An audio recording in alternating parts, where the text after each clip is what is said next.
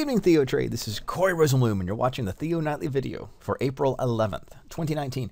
And we're going to focus on financials again tonight because JP Morgan, Wells Fargo, and PNC Financial Services will be reporting tomorrow before market opens. So we'll start our trading session on Friday the 12th with knowledge of what these financial stocks reported and, of course, how they are behaving and what that might suggest about the start of Q2 earnings. We can't draw a lot from 3 stocks, but we'll certainly take that into account as other stocks start to report. First, we'll take a look at the XLF, which is our financial sector spider, and it is in a downtrend. So although the S&P, we'll see that shortly, is near all-time highs, the XLF is showing relative weakness, which means this is our peak. The peak was about 30 per share at the start of 2018. We had a secondary peak, roughly about 29 per share, and we're pushing into this 27 per share overhead resistance spot, and also the 200-day simple moving average. So if you are just looking at this in isolation, you'd probably walk up and be bearish on this market, and that might be a good strategy going forward. We'll certainly readjust and see what the market has to say before the open and into Friday's session.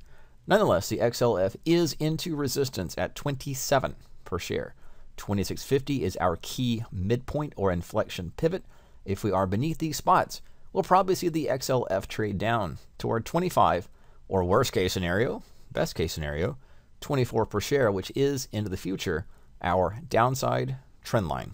Now, let's go ahead and take a look at JP Morgan, and we'll start with our focus on financials there. Now, JP Morgan is also like the XLF, maybe not surprisingly, into the underside of the 200-day simple moving average.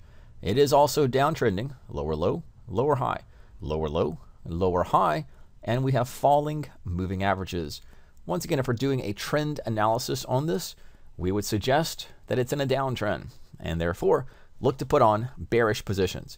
These could be buying puts with in-out spreads or buying put verticals to the downside. And if you can also do as you wish, but a selling premium, selling calls in this case, roughly above 109, 110, maybe even 112 if you can go out into the future that long. But as we'll see shortly, with implied volatility a little bit on the lower side, the market up into a potential resistance peak, maybe the short selling potential or buying premium might be a better approach for these and other names. Again, we'll see the implied volatility charts shortly. Wells Fargo is also into a downtrend. Now, we do have some projections. We think Wells Fargo, based on the chart, being under the moving average, being in a downtrend, if it breaks this key support at 48 per share, could go on to fill out this range and trade toward 42 per share. That's a projection that we've had really since the resistance pivot into 50 per share. So that's already about $2.50 into the projected price movement or the pathway lower. We'll certainly see what the earnings are for tomorrow. And the other stock we'll take a look at is PNC, which is PNC Financial. Probably not a big name that we would trade frequently or actively. Nonetheless, it is in a similar position with down trends, falling trend lines, and its position, price position at least, being beneath that 200-day simple moving average. It's going to be a spot to sell premium above and purchase premium into this resistance point, maybe to the downside. But we'll certainly take a look at our volatility charting just to kind of sense where we are looking at for premium sells or premium buys. This again is the S&P 500, and it is just shy of the 2950 high. We are playing into 2900, and our implied volatility remains low.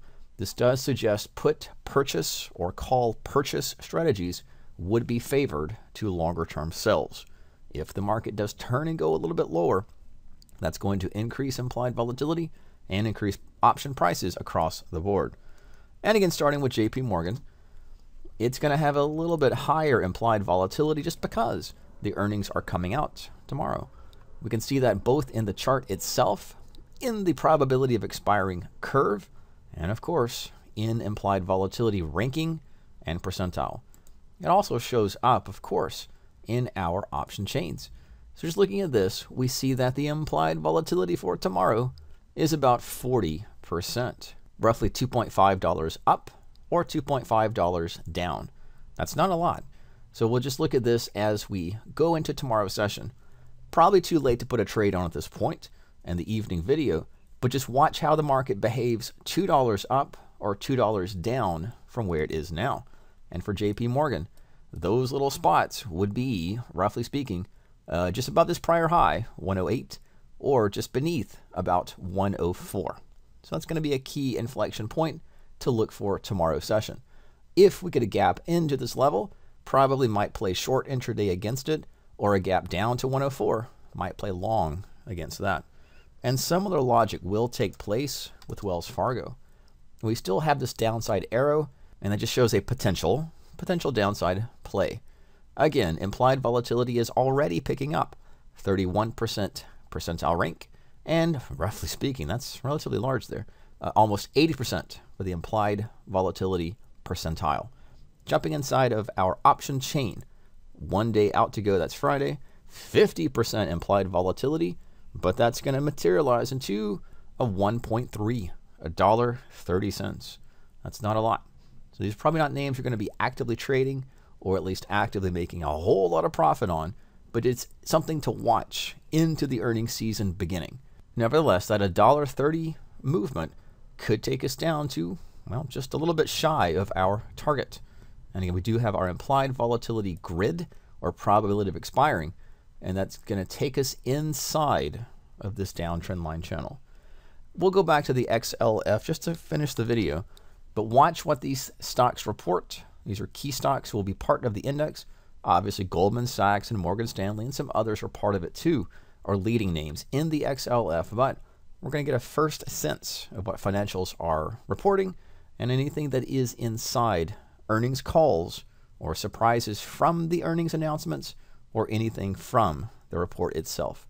As always, be careful, be safe. This is Corey Rosenblum with your Theo Nightly video for April 11th, 2019.